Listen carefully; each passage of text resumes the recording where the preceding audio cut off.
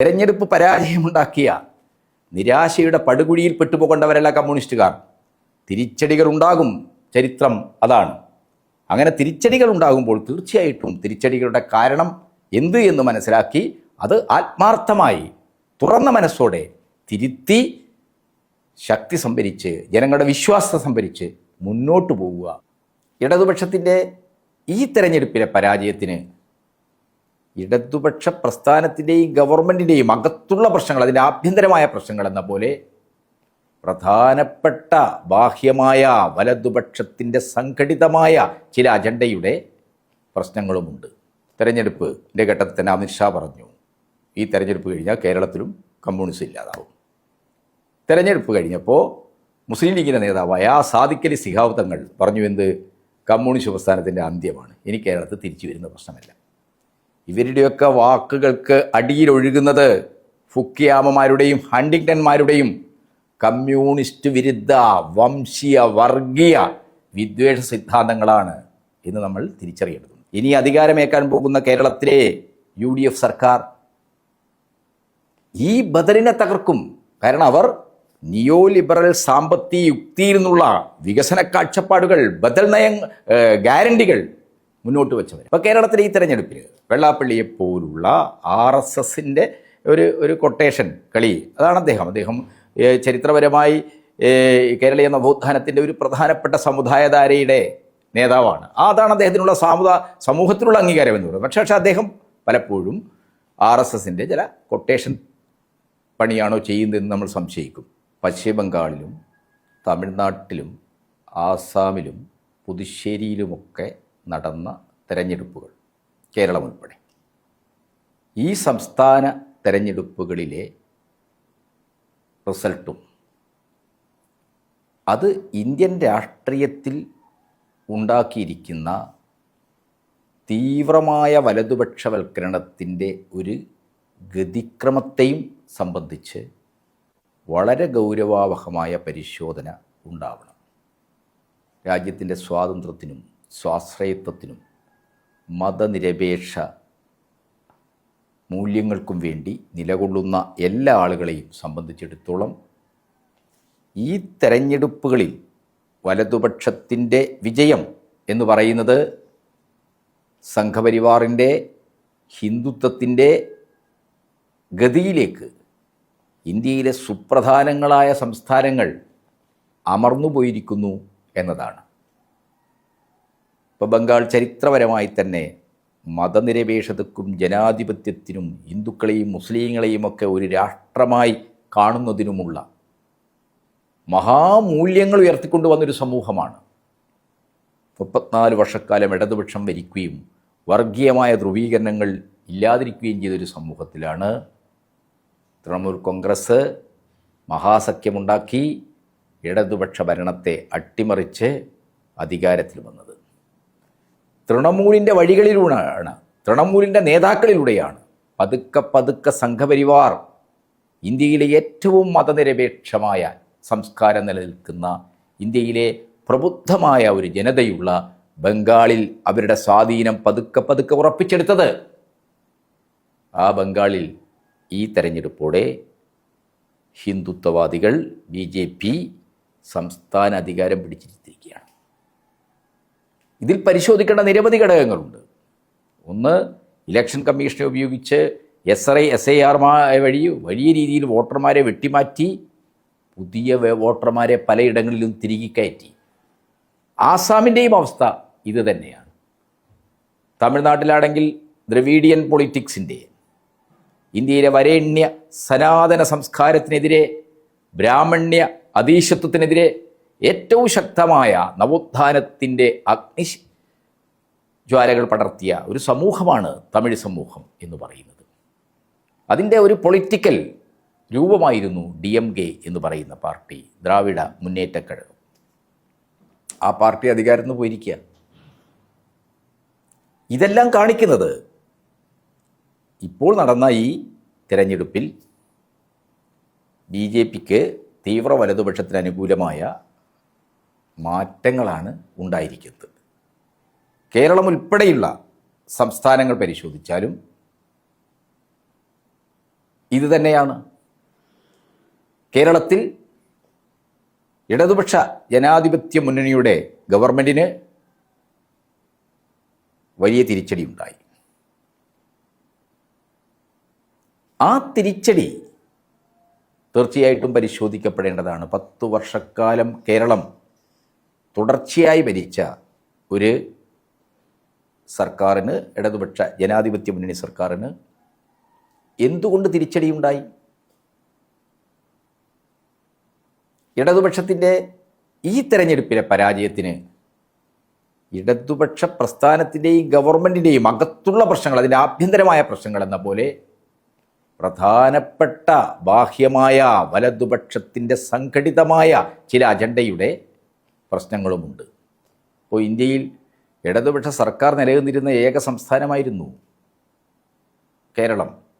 അപ്പോൾ കേരളത്തിലെ ഇടതുപക്ഷ സർക്കാരിനെ ഇല്ലാതാക്കുക എന്നത് ഹിന്ദുത്വ വർഗീയവാദികളുടെയും അവരുമായി പല തലങ്ങളിൽ പൊതുവികാരം പങ്കിടുന്ന എല്ലാ വലതുപക്ഷ ശക്തികളുടെയും അജണ്ടയാണ്. അതിനായി അവർ ഇടതുപക്ഷ സർക്കാരിനെതിരായും അതിന് നേതൃത്വം കൊടുക്കുന്ന പിണറായി വിജയനെതിരായിട്ടും നിരന്തരമായ അപവാദ പ്രചരണങ്ങൾ. പിണറായി വിജയൻ ഹിന്ദുത്വവാദിയാണ്, RSSുമായി ബന്ധമുള്ള ആളാണ് എന്ന രീതിയിലുള്ള നെറേഷനുകൾ സൃഷ്ടിക്കാനുള്ള പ്രവർത്തനങ്ങളാണ് നടന്നത്. ജനാധിപത്യത്തിനും മതനിരപേക്ഷതയ്ക്കും വേണ്ടി നിലകൊള്ളുന്നവരെ, കോർപ്പറേറ്റ് മൂലധന താൽപ്പര്യങ്ങൾക്ക് വെല്ലുവിളി ഉയർത്തുന്ന ബദൽ നയങ്ങൾ നടത്തുന്നവരെ അപകീർത്തിപ്പെടുത്തുകയും തകർക്കുകയും എന്ന തന്ത്രമാണ് ഇവിടെ പരീക്ഷിക്കപ്പെട്ടത്. വലതുപക്ഷത്തിൻ്റെ ഈ വിധമുള്ള അപവാദ പ്രചരണങ്ങളെയും കുടില നീക്കങ്ങളെയും പ്രതിരോധിക്കുന്നതിനും തുറന്നു കാട്ടുന്നതിനും ഇടതുപക്ഷത്തിന് ഗുരുതരമായ വീഴ്ചകൾ സംഭവിച്ചിട്ടുണ്ട് എന്ന കാര്യമാണ് ഈ തെരഞ്ഞെടുപ്പ് ഫലം പ്രധാനമായും കാണിക്കുന്നത്. അങ്ങനെ സംഭവിച്ചു പോയ തെറ്റുകളും വീഴ്ചകളും കണ്ടെത്തുക എന്നത്, അത് തിരുത്തുക എന്നത്, എന്നിട്ട് പ്രസ്ഥാനത്തെ മുന്നോട്ട് പോവുക, കേരളത്തിൻ്റെ വിശാലമായ താല്പര്യത്തിന് വേണ്ടിയുള്ള മൂവ്മെൻറ്റ് ഉയർത്തുക എന്നത് CPMനെയും ഇടതുപക്ഷ പ്രസ്ഥാനത്തെയും സംബന്ധിച്ചിടത്തോളം രാഷ്ട്രീയവും സംഘടനാപരവുമായ നടപടികൾ ആവശ്യപ്പെടുന്നതാണ്. ആ രീതിയിലുള്ള നടപടികൾക്കാണ് CPM സംസ്ഥാന സെക്രട്ടേറിയറ്റ് മിനിഞ്ഞാന്ന് ചേർന്ന് രൂപം നൽകിയിരിക്കുന്നത്. സ്വയംവിമർശന സമീപനങ്ങളിൽ നിന്ന് വളരെ ആഴത്തിലുള്ള ഗൗരവവഹമായ പരിശോധനയും തിരുത്തൽ നടപടികളും, അതുവഴി മാത്രമേ ഇപ്പോഴുണ്ടായ തിരിച്ചടികളെ CPMന് അതിജീവിക്കാൻ കഴിയൂ. പാർട്ടി സെക്രട്ടേറിയറ്റ് അത്തരത്തിലുള്ളൊരു പരിശോധനയ്ക്ക്, അതിന് സഹായകരമായ വളരെ തുറന്നതും സ്വതന്ത്രവുമായ ചർച്ചകൾ, സ്വയം വിമർശനങ്ങൾ, സംവാദങ്ങൾ പാർട്ടിക്കകത്ത് മാത്രമല്ല ബഹുജനങ്ങൾക്കിടയിലും വളരെ അടിയന്തര പ്രാധാന്യത്തോടെ ഉയർത്തിക്കൊണ്ടുവരേണ്ടതുണ്ട്. ഇടതുപക്ഷം എന്നത് അധ്വാനിക്കുന്ന എല്ലാ വിഭാഗങ്ങളിലും പെട്ട ജനങ്ങളുടെയും, ന്യൂനപക്ഷങ്ങളും പിന്നോക്ക ദളിത് സമൂഹങ്ങളും ഉൾപ്പെടുന്ന എല്ലാ മർദ്ദിത വിഭാഗങ്ങളുടെയും സംഘടിത രാഷ്ട്രീയ പ്രസ്ഥാനമാണ്. ഈ ബോധം കമ്മ്യൂണിസ്റ്റുകാരായ എല്ലാവർക്കും ഉണ്ടാവണം. കാരണം ഇടതുപക്ഷത്തെ തകർക്കുക, കമ്മ്യൂണിസത്തെ തകർക്കുക എന്ന് പറയുന്നത് ഈ ജനവിഭാഗങ്ങളുടെ അധികാരത്തെ, അവകാശത്തെ ഇല്ലാതാക്കുക എന്നുള്ളതാണ്. നിരവധി അവകാശ പോരാട്ടങ്ങൾക്ക് നേതൃത്വം കൊടുക്കാൻ അധ്വാനിക്കുന്നവരെ, മർദ്ദിത ജനസമൂഹങ്ങളെയും ഭിന്നിപ്പിക്കുന്ന എല്ലാ തരത്തിലും പെട്ട വർഗീയതയുടെ വിഭജന യുക്തികളെ തുറന്നു കാട്ടാൻ, അത്തരം വർഗീയ ശക്തികളെ ഒറ്റപ്പെടുത്താൻ ഒക്കെ കഴിയണം. അതിന് മതനിരപേക്ഷ സമൂഹത്തെയും ബഹുജനങ്ങളെയും ചേർത്ത് പിടിക്കാൻ കഴിയുന്ന ഒരു സമീപനം ഇടതുപക്ഷം വളരെ ഗൗരവത്തോടു കൂടി ഇന്നത്തെ മോഡി രാജ്യത്തിൻ്റെ ഒരു സാഹചര്യത്തിൽ വളരെ ഗൗരവത്തോടു കൂടി തന്നെ കാണേണ്ടതാണ്. ഇപ്പോൾ കേരളത്തിലെ ഈ തെരഞ്ഞെടുപ്പിൽ വെള്ളാപ്പള്ളിയെപ്പോലുള്ള RSSൻ്റെ ഒരു കൊട്ടേഷൻ കളി, അതാണ് അദ്ദേഹം ചരിത്രപരമായി കേരളീയ നവോത്ഥാനത്തിൻ്റെ ഒരു പ്രധാനപ്പെട്ട സമുദായധാരയുടെ നേതാവാണ്. അതാണ് അദ്ദേഹത്തിനുള്ള സമൂഹത്തിനുള്ള അംഗീകാരം എന്ന് പറയുന്നത്. പക്ഷേ അദ്ദേഹം പലപ്പോഴും RSSൻ്റെ ചില കൊട്ടേഷൻ പണിയാണോ ചെയ്യുന്നതെന്ന് നമ്മൾ സംശയിക്കും.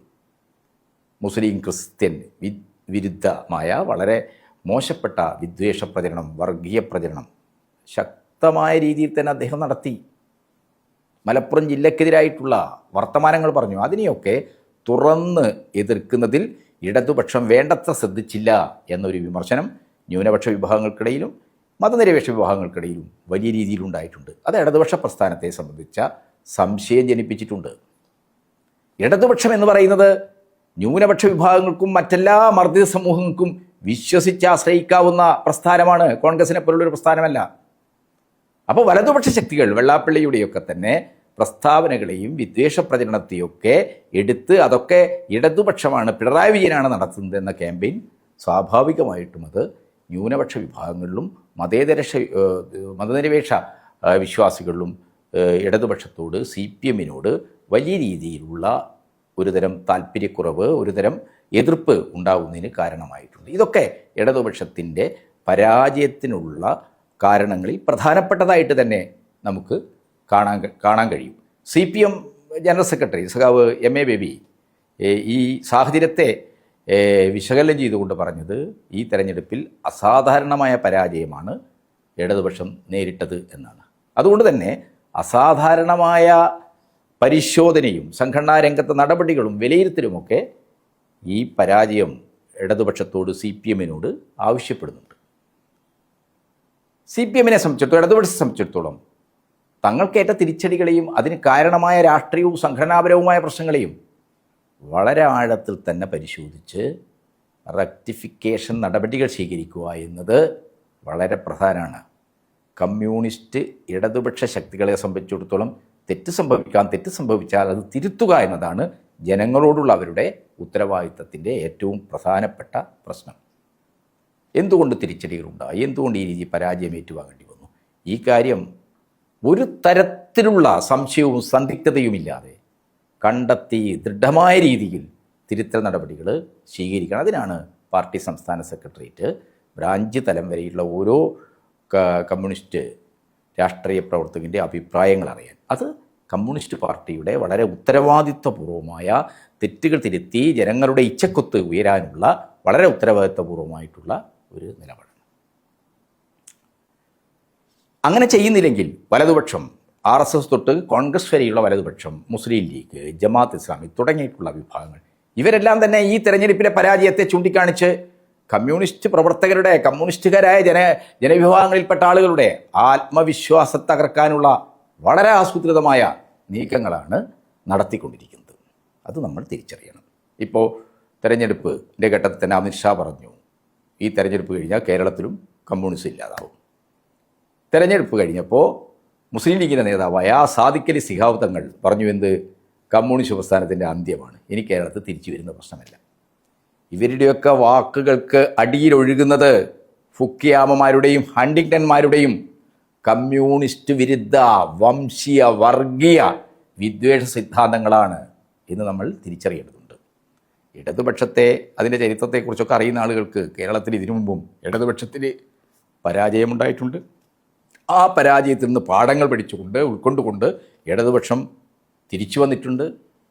ഈ ഒരു ചരിത്രപാഠത്തെ ഭയപ്പെടുന്നവരാണ് മുസ്ലിം ലീഗുകാരായാലും കോൺഗ്രസ്സുകാരായാലും ഹിന്ദുത്വവാദികളായാലും. എല്ലാ വർഗീയ വലതുപക്ഷ ശക്തികളും നിയോ ലിബറൽ നയങ്ങൾക്കും വർഗീയ ഫാസിസ്റ്റ് ശക്തികൾക്കുമെതിരായിട്ടുള്ള ഇന്ത്യയിലെയും കേരളത്തിലെയും ജനങ്ങളുടെ പ്രതിരോധത്തിൻ്റെയും പോരാട്ടത്തിൻ്റെയും നേതൃത്വ ശക്തിയായ ഇടതുപക്ഷത്തെ ഭയപ്പെടുന്നുണ്ട്. ഇടതുപക്ഷത്തിൻ്റെ സൈദ്ധാന്തികവും രാഷ്ട്രീയവുമായ പ്രസക്തിയെ നിഷേധിക്കാനാണ് മുഖ്യധാരാ മാധ്യമങ്ങളും വലതുപക്ഷ രാഷ്ട്രീയ ശക്തികളുമെല്ലാം എക്കാലത്തും ശ്രമിച്ചിട്ടുള്ളത്. സോവിയറ്റ് യൂണിയൻ്റെ തകർച്ചയുടെ കാലത്ത് എന്താണ്, ചരിത്രം അവസാനിച്ചു എന്ന് പറഞ്ഞ ആളുകളാണ്. പക്ഷേ ലോകമെമ്പാടും കമ്മ്യൂണിസ്റ്റുകാർ മുന്നോട്ട് പോവുകയാണ്. ദേശീയ തലത്തിലും കേരളത്തിലും തെരഞ്ഞെടുപ്പുകൾ ഉണ്ടാകുന്ന തിരിച്ചടികളെ CPM പരിശോധിച്ചിട്ടുണ്ട്. ഇപ്പോൾ 2019 തെരഞ്ഞെടുപ്പ് പരാജയത്തെ തുടർന്ന് CPM കേന്ദ്ര കമ്മിറ്റി പറഞ്ഞത് പാർട്ടിയുടെ സ്വതന്ത്ര ശക്തി, അതിൻ്റെ ബഹുജന അടിത്തറയുണ്ടാകുന്ന ശോഷണം, അതിൻ്റെ പ്രവർത്തകരുടെ രാഷ്ട്രീയ ഇടപെടൽ ശേഷിയിലുണ്ടാകുന്ന പരിമിതി, ദൗർബല്യം, ഇതൊക്കെ തന്നെ പാർട്ടിയുടെ ബഹുജന സ്വാധീനമുള്ള പ്രദേശങ്ങളിൽ പോലും വോട്ട് വീതത്തിൽ ഇടിവ് ഉണ്ടാക്കുന്നു. ഇത് വളരെ ഉത്കണ്ഠാകുലമായ ഒരു സാഹചര്യമാണ് എന്ന് പാർട്ടി നേരത്തെ വിലയിരുത്തിയിട്ടുണ്ട്. പക്ഷേ ഈ അവസ്ഥയെ സംഘടനാ രംഗത്ത് രാഷ്ട്രീയമായും സംഘടനാപരമായും പരിഹരിച്ചു പോകാൻ ഇപ്പോഴും കഴിഞ്ഞിട്ടില്ല എന്നുള്ള ഒരു പരിമിതി, ഒരു ദൗർബല്യം ഗൗരവമായിട്ട് തന്നെ കാണണം. അതുകൊണ്ട് തന്നെ പരാജയത്തിൻ്റെ രാഷ്ട്രീയവും സംഘടനാപരവുമായ കാരണങ്ങൾ സൂക്ഷ്മതലത്തിൽ തന്നെയുള്ള പരിശോധനയിലൂടെ പരിഹരിക്കാനുള്ള ശ്രമമാണ് ഉണ്ടാവേണ്ടത്. പാർട്ടിയുടെ സംസ്ഥാന സെക്രട്ടേറിയറ്റ് ആ ദിശയിലുള്ള ഒരു സംഘടനാ രംഗത്തെ ബ്രാഞ്ച് തലം തൊട്ടുള്ള പരിശോധനക്കും ചർച്ചക്കുമാണ് പരിപാടി ഇട്ടിരിക്കുന്നത്. മുഴുവൻ പാർട്ടി അംഗങ്ങളും അവരുടെ അഭിപ്രായങ്ങൾ തുറന്നു പറയുക. പാർട്ടി നേതൃത്വത്തിൻ്റെ ദോഷങ്ങൾ എന്താണ്, ഏതൊക്കെ വിഷയങ്ങളാണ് തെരഞ്ഞെടുപ്പിൽ ജനങ്ങളെ സ്വാധീനിച്ചത്, ഇടതുപക്ഷത്തിനെതിരാക്കിയത്, ഈ കാര്യങ്ങളൊക്കെ തന്നെ അടിത്തട്ടിൽ നിന്ന് ജനങ്ങളിൽ നിന്ന് തന്നെ പഠിക്കാനുള്ള ഒരു തിരുത്തൽ പ്രക്രിയക്ക്, ഒരു റെക്ടിഫിക്കേഷന് പാർട്ടി മുന്നോട്ട് വരികയാണ്. പാർട്ടിയുടെ നയങ്ങൾ, സർക്കാരിൻ്റെ പ്രവർത്തനങ്ങൾ, അതിൽ വന്ന വീഴ്ചകൾ ഉൾപ്പെടെയുള്ള എല്ലാ പ്രശ്നങ്ങളും എന്തൊക്കെയാണെന്ന് വളരെ കൃത്യതയോടെ തിരിച്ചറിയാനും അതുവഴി ബഹുജനങ്ങളും പാർട്ടിയും തമ്മിലുള്ള ബന്ധത്തിൽ ഉണ്ടായിക്കൊണ്ടിരിക്കുന്ന എല്ലാവിധ ദൗർബല്യങ്ങളെയും കണ്ടെത്തുകയും ബഹുജനങ്ങളുമായിട്ടുള്ള അകൽച്ച പരിഹരിക്കാനുള്ള നടപടികൾ സ്വീകരിക്കുകയും വേണം. പാർട്ടിയെ ജനങ്ങളിൽ നിന്ന് അകറ്റുന്ന നേതാക്കളുടെയും പ്രവർത്തകരുടെയും പെരുമാറ്റങ്ങളും സമീപനങ്ങളും കൃത്യമായി തന്നെ പരിശോധിക്കപ്പെടുകയും തിരുത്തപ്പെടുകയും ചെയ്യണം. കമ്മ്യൂണിസ്റ്റുകാർ വെള്ളത്തിൽ മത്സ്യങ്ങളെ എന്ന പോലെ ജനങ്ങൾക്കിടയിൽ പ്രവർത്തിക്കുന്നവരാണ്. ഈ കാര്യം ഒരിക്കലും വിസ്മരിച്ചു പോകരുത്. കമ്മ്യൂണിസ്റ്റുകാരുടെ ഒരു രാഷ്ട്രീയ ശക്തി എന്ന നിലക്കുള്ള അസ്തിത്വത്തിൻ്റെ അടിസ്ഥാനം അത് വർഗങ്ങളും വിഭാഗങ്ങളും ഒക്കെ വേർപിരിഞ്ഞിരിക്കുന്ന വിവിധ വിഭാഗത്തിൽപ്പെട്ട ജനങ്ങളുമായിട്ടുള്ള ആത്മീയമായ വളരെ ശക്തമായ ദൃഢമായ ബന്ധമാണ്. പാർട്ടിയും ജനങ്ങളും തമ്മിലുള്ള ബന്ധത്തിലെ ആരോഗ്യകരമല്ലാത്ത പ്രവണതകൾ, പാർട്ടി സംഘടനാ രംഗത്തെ കമ്മ്യൂണിസ്റ്റ് മൂല്യങ്ങൾക്ക് നിരക്കാത്ത ശൈലികളും പ്രവർത്തന രീതികളും എല്ലാം പരിശോധിക്കപ്പെടണം. ആത്മവിമർശനപരമായി കാര്യങ്ങൾ സമീപിക്കണം. അങ്ങനെ വരുമ്പോൾ തീർച്ചയായിട്ടും ഇന്ന് പാർട്ടി നേരിടുന്ന പ്രതിസന്ധികളെ, ദൗർബല്യങ്ങളെ എന്ത് എന്നറിഞ്ഞ് അത് പരിഹരിക്കാനും കോർപ്പറേറ്റ് മൂലധന താൽപ്പര്യങ്ങൾക്കും വർഗീയതക്കുമെതിരായിട്ട് രാജ്യത്ത് മാതൃകാപരമായ ഒരു ബദൽ സൃഷ്ടിച്ച സംസ്ഥാനമാണ് കേരളം. ഇനി അധികാരമേക്കാൻ പോകുന്ന കേരളത്തിലെ UDF സർക്കാർ ഈ ബദലിനെ തകർക്കും. കാരണം അവർ നിയോ ലിബറൽ സാമ്പത്തിക യുക്തിയിൽ നിന്നുള്ള വികസന കാഴ്ചപ്പാടുകൾ, ബദൽ ഗ്യാരണ്ടികൾ മുന്നോട്ട് വച്ചവരാണ്. കേരളത്തിൻ്റെ വിഖ്യാതമായ ആരോഗ്യ വിദ്യാഭ്യാസ മേഖല ഇന്ത്യയിലെ മറ്റൊരു സംസ്ഥാനത്തിനും എത്തിപ്പെടാൻ കഴിയാത്ത തരത്തിൽ കേരളം കാർഷിക രംഗത്തും വ്യാവസായിക രംഗത്തും അതേപോലെ തന്നെ PSC നിയമന രംഗത്തുമൊക്കെ നേടിയിട്ടുള്ള നേട്ടങ്ങൾ, കേരളം അടിസ്ഥാന സൗകര്യ രംഗത്ത് റവന്യൂ വരുമാനം, അതേപോലെ തന്നെ വിഭവദാരിദ്ര്യം, ഇതൊക്കെ വളരെ രൂക്ഷമായിരിക്കുന്ന ഒരു സംസ്ഥാനത്ത് ബജറ്റിന് പുറത്ത് കിഫ്റ്റി പോലുള്ള വളരെ ഭാവനാത്മകമായ ഒരു സംവിധാനത്തിലൂടെ മൂലധനം സമാഹരിച്ച് കേരളത്തിൻ്റെ അടിസ്ഥാന സൗകര്യ രംഗത്ത് വിസ്മയകരമായ മാറ്റങ്ങൾ, നേട്ടങ്ങൾ ഉണ്ടാക്കി. ഇതിനോടെല്ലാം ഇടതുപക്ഷത്തെ തകർത്ത് തോൽപ്പിച്ച് അധികാരത്തിലേക്ക് വരുന്ന ഇവിടുത്തെ UDF സർക്കാരിൻ്റെ സമീപനം അങ്ങേയറ്റം നിഷേധാത്മകമാണ്. അതുകൊണ്ട് ഈ കേരളം നേടിയ പുരോഗതിയുടെ സാമ്പത്തിക രംഗത്തെ വികസനത്തിൻ്റെ നേട്ടങ്ങളെ കാക്കാനും ഫെഡറലിസത്തിനായി കേന്ദ്ര സർക്കാർ ഉയർത്തുന്ന വെല്ലുവിളികളെ നേരിട്ട് കേരളത്തിൻ്റെ താല്പര്യങ്ങൾ സംരക്ഷിക്കാനും തൊഴിലാളികളുടെയും കൃഷിക്കാരുടെയും അധ്വാനിക്കുന്നവരുടെയൊക്കെ തന്നെ അവകാശങ്ങളും ആനുകൂല്യങ്ങളും ഒക്കെ സംരക്ഷിക്കാൻ ഇടതുപക്ഷം, അതിൻ്റെ നേതൃത്വ ശക്തിയായ കമ്മ്യൂണിസ്റ്റ് പാർട്ടി ഇതെല്ലാം കേരളത്തിൽ വളരെ ദൃഢമായ, വളരെ ശക്തമായ പ്രവർത്തനങ്ങൾ നടത്തേണ്ടതുണ്ട്. അതിന് പാർട്ടിയെയും ഇടതുപക്ഷത്തെയും പ്രാപ്തമാക്കുന്ന ഒരു തെറ്റുതിരുത്തൽ പ്രക്രിയ, അത് രാഷ്ട്രീയമായ, സൈദ്ധാന്തികമായ, സംഘടനാപരമായ ഒരു പ്രക്രിയയാണ്. പാർട്ടിയെ രാഷ്ട്രീയമായിട്ടും സൈദ്ധാന്തികമായും അതിന് പ്രാപ്തമാക്കുക, സംഘടനാപരമായിട്ട് ദൃഢമാക്കുക എന്നതാണ് ഒരു ശരിയായ കാഴ്ചപ്പാടിൽ നിന്ന് ശരിയായ രീതിയിലുള്ള നയങ്ങൾ നടപ്പാക്കണമെങ്കിൽ ശരിയായ രീതിയിലുള്ള ഒരു പാർട്ടി സംഘടനാ സംവിധാനം വഴി മാത്രമേ കഴിയൂ. അതിനു വേണ്ടിയുള്ള പ്രവർത്തനങ്ങളിലേക്ക് ആഴ്ന്നിറങ്ങുക. കേരളത്തിൻ്റെ അവകാശങ്ങളും താല്പര്യങ്ങളും സംരക്ഷിക്കാൻ ഹിന്ദുത്വ കോർപ്പറേറ്റ് താല്പര്യങ്ങളിൽ നിന്ന് വരുന്ന വർഗീയ കൂട്ടുകെട്ടിൻ്റെതായ മോഡി ഭരണമുയർത്തുന്ന രാജ്യത്തിൻ്റെ മതനിരപേക്ഷതയ്ക്കും രാജ്യത്തിൻ്റെ സ്വാശ്രയത്വത്തിനും പരമാധികാരത്തിനുമൊക്കെ എതിരായിട്ടുള്ള വെല്ലുവിളികളെ പ്രതിരോധിക്കാൻ കഴിയുന്ന ശക്തമായ ഒരു പ്രസ്ഥാനമെന്ന നിലക്ക് ഇടതുപക്ഷത്തെ കരുത്തുറ്റതാക്കാൻ ഈ തെറ്റുതിരുത്തൽ പ്രക്രിയയിലൂടെ സംഭവിച്ച വീഴ്ചകളുടെ എന്ത് എന്ന് തിരിച്ചറിഞ്ഞ് അത് തിരുത്തുന്നതിലൂടെ നമുക്ക് കഴിയണം. തെരഞ്ഞെടുപ്പ് പരാജയമുണ്ടാക്കിയ നിരാശയുടെ പടുകുഴിയിൽ പെട്ടുപോകേണ്ടവരല്ല കമ്മ്യൂണിസ്റ്റുകാർ. തിരിച്ചടികൾ ഉണ്ടാകും, ചരിത്രം അതാണ്.